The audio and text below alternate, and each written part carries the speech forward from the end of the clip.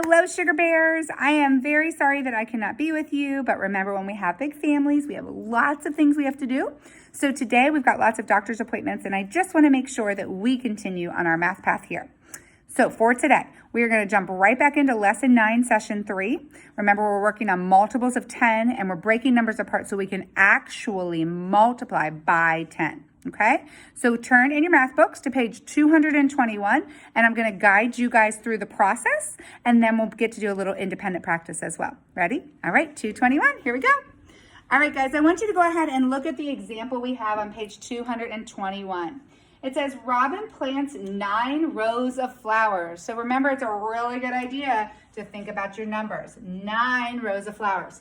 Each row has 30 flowers. So how many flowers does Robin plant in all? This is exactly what we worked on yesterday. So I want you guys to think about how we could show our work by changing our grouping.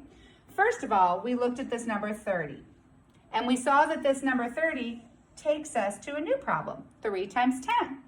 Now we said, let's reorganize this.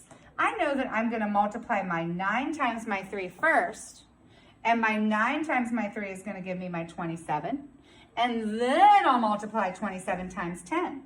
And remember our secret. Don't tell anybody the secret. When you have anything and you multiply it by 10, you just add the, don't tell anybody, You just add the 0. So we have our 27, and we got to add that 0, and now we have 270. This is easy peasy, guys. We worked on it yesterday. So let's get right into applying it with number 1. All right, so let's see what we have.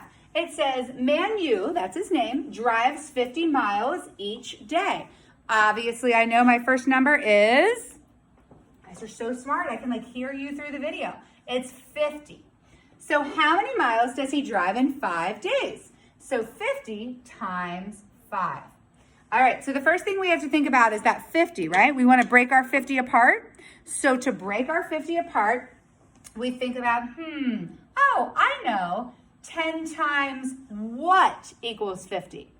10 times 5 equals 50. And then I'm going to go ahead and multiply that 5 because it's the second number that I needed from my original problem.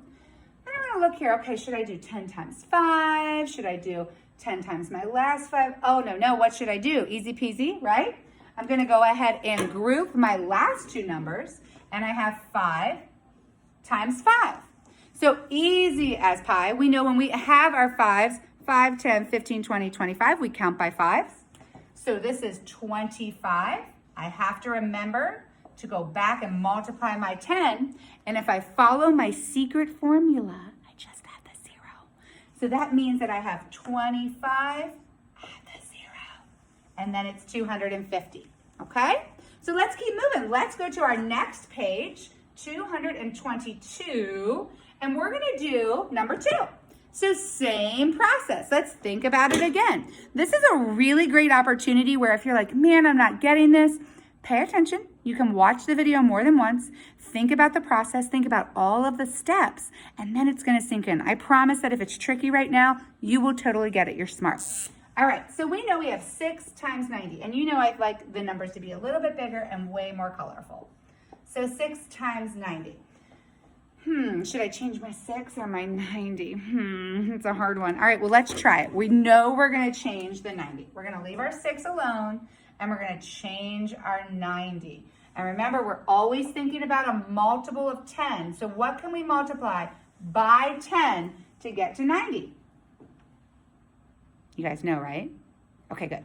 All right, so 10 times 9 would give us 90. And then we have to remember that we have to come back over here and add our 6 to our multiplication problem. So we have 6 times 10 times 9. Okay, here's where we are going to get really tricky with it. We are going to pretend like we do not know how to multiply 6 times 9 because we want to bring in our distributive property and make sure we remember how to break apart and distribute a number, because that's a great strategy when you are lost in the sauce and stuck and cannot solve the problem. So let's do that together. All right, so we're gonna say, nope, this does not work for me at all. I am gonna change this problem, and you are now gonna become 6 times 9 times 10. okay? So this is now our new problem because we know that this is a better order for us to break our things apart into. So now I'm gonna group my 6 times my 9, and I'm gonna solve that first. But this is where I have to think about how I really wanna solve 6 times 9, okay?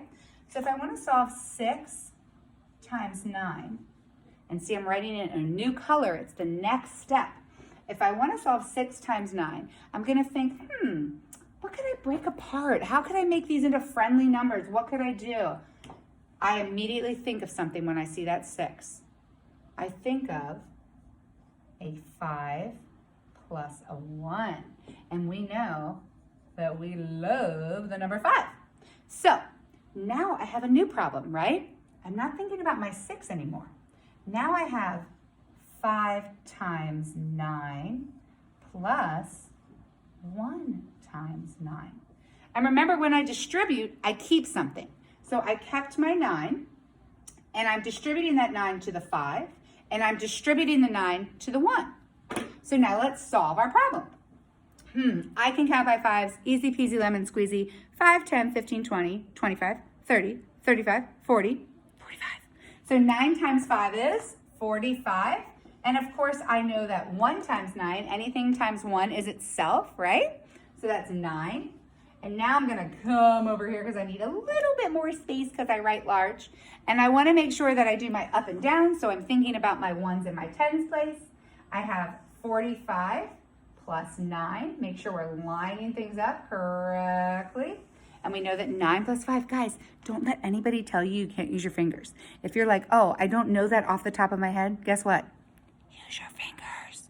Okay, so we have 9, 10, 11, 12, 13, 14, right? We put down our 4, we carry our 1. 4 plus an extra 1 would be 5. Oh, well, wait a minute. Okay, well, let's bring it back. What's that mean? All right, now is the tricky part. Now we have to think about, oh, Mrs. Willis, this is so much writing. What do I do? I'm going to erase some things we don't need anymore, right?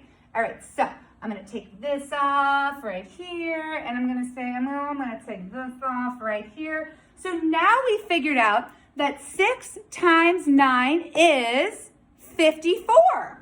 So now we have 54 times 10, and you guys already know that if you remember the secret, we're just going to add the 0. So now we have 54, and we bring down our 0, and your answer is 540. That's a lot of work, isn't it? So here's a really good suggestion. If you don't want to do the break apart distributive method when you come to a tricky problem like 9 times 6, in your second quarter take-home manila folders, there were those blue flashcards. They were on that cardstock, like thick paper material. If you cut those apart and if you practice your fluency facts for multiplication, you will know them really, really quick. And you won't need to do that extra distributive step. And that'll save you time and a headache if that made your head hurt, okay? All right, my loves. We are going to stop here with our instruction because I want you guys to think about completing some of these pages independently, okay? So while I'm not with you on a live Zoom, I know that you can continue working in your math books.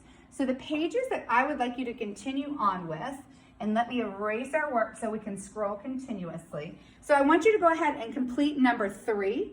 And then on the next page, I want you to make sure you work on 4 and 5, and I think this is the last one, 6, yes. And I want you to stop on page 223. So make sure you continue and complete it through page 223, okay? I miss you guys today. Make sure that you also watch the video for our slides for reading. I know you guys will knock that out the park as well. Continue to think about your mathematical process, writing down all of your numbers and using that scrap paper. And I'll see you guys tomorrow morning and tomorrow afternoon.